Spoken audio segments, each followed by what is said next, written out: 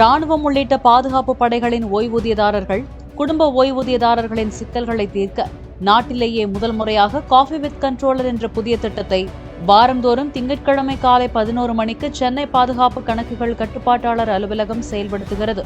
பென்ஷனர்கள் அவங்களுடைய டிஸ்சார்ஜ் சர்டிஃபிகேட்டில் அவங்களுடைய ஒய்ஃபு பேரும் தப்பாக இருக்கும், ஆதார் கார்டில் ஒரு சின்ன எழுத்து மாறி இருக்கும். அவங்களுடைய பர்த் சர்டிஃபிகேட்டில் பார்த்தீங்கன்னா வெறும் அந்த பென்ஷன் பேப்பரில் வருஷம் மட்டும் கொடுத்துருப்பாங்க, மாதம் தேதி இருக்காது. ஆனால் ஆதாரில் மாதம் தேதி இருக்கும். ஸோ இந்த மாதிரி பிரச்சனைகளுக்கு எல்லாத்துக்கும் சேர்த்து அந்த விடைகள் இல்லாமல் பென்ஷன்கள் ஸ்டாப் ஆகிடுது. ஸோ அந்த பிரச்சனைகள்லாம் அட்ரஸ் பண்ணும் அப்படிங்கிற எண்ணத்தோடு தொடங்கப்பட்டதான் இந்த coffee with controller with defence pensioner அப்படின்னு சொல்லி. இதில் நாங்கள் என்ன பண்ணுறோன்னு சொன்னால், ஒவ்வொரு வாரமும் மண்டே 11 AM இந்த டிஃபென்ஸ் பென்ஷனோட யாருக்கெல்லாம் குறைகள் இருக்கிறதோ அவங்கள நான் இன்ட்ராக்ட் பண்ணுறேன். ஸ்பெசிஃபிக்காக யாருக்கெல்லாம் பென்ஷன் கிடைக்கலையோ இம்மிடியேட்டாக அவங்களுக்கு ஒரே மாதத்தில் பென்ஷன் கிடைக்கிறதுக்கு வழிவகை செய்கிறோம். மீரா அஞ்சலி என்ற பெண் சமீபத்தில் இந்த முகாமில் பங்கேற்று ஓய்வூதியம் தொடர்பாக கண்ணீர் மல்க கோரிக்கை வைத்திருந்தார். அதன் அடிப்படையில் அவருக்கு ஓய்வூதியம் கிடைக்க ஏற்பாடு செய்யப்பட்டதோடு 12 ஆண்டுகளாக நிலுவையில் இருந்த 15,44,306 ரூபாய்க்கான காசோலையும் வழங்கப்பட்டது. சாப்பாடுக்கிறதுக்கெல்லாம் ரொம்ப கஷ்டமா இருந்தது. ஆனால் கூட என் பிள்ளைங்களை வச்சுக்கின்னு நான் எவ்வளோ முயற்சி எடுத்தேன். சரி, இந்த பணத்துக்காக நம்ம முயற்சி எடுக்கலாம், பிள்ளைங்களுக்கு ஆதரவாக இருக்கும். அப்பா இல்லையே, எனக்கு ஒன்றும் தெரியாது. நான் 6வது தான் படித்தேன், ஆனால் தெலுங்கு படித்தேன், தமிழ் தெரியாது எனக்கு.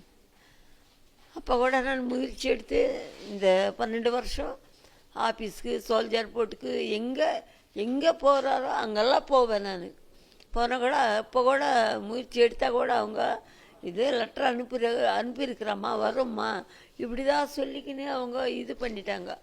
12 வருஷத்துக்கு மேலே ஆயிடுச்சு. அப்புறம் என்னால் முடியல. சரி, ஒரு நம்பிக்கையோடு காத்துக்கின்னு இருக்கலாம், ஆண்டவர் நம்மளுக்கு செய்வார் உண்மையா அன்ட்டு 2024 நான் ஞானஸ்தானம் எடுத்தேன். அந்த நம்பிக்கையோடு நான் காத்துக்கின்னு இருந்தேன். அப்போ இந்த சார் வந்தார். மேடம் சொன்னிச்சு, இத்தனை நாள் நீ பொறுத்துக்கின்னு இருந்தாம்மா, இன்னைக்கு ஒரு நாளைக்கு இல்லை 4 நாளைக்கு சார் ஒருத்தர் வராரு, அவங்கக்கிட்ட என்னென்ன குறைவு இருக்குதோ அவங்கக்கிட்ட சொல்லு, கண்டிப்பாக உனக்கு அது ஜெயமாக கிடைக்கும், நீ நம்பிக்கையோடு காத்துக்கின்னு அப்படின்னு சொன்னாங்க.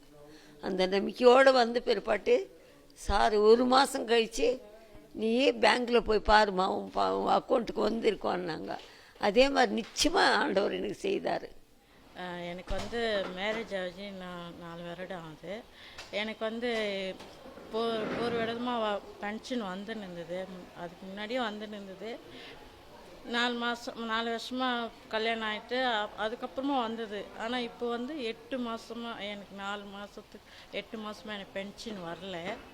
ஆனால் இப்போது இங்கே நான் எங்கள் அம்மா ஓசிப் கம்பெனிக்கு போனேன். இங்கே பார்க்க சொன்னாங்க.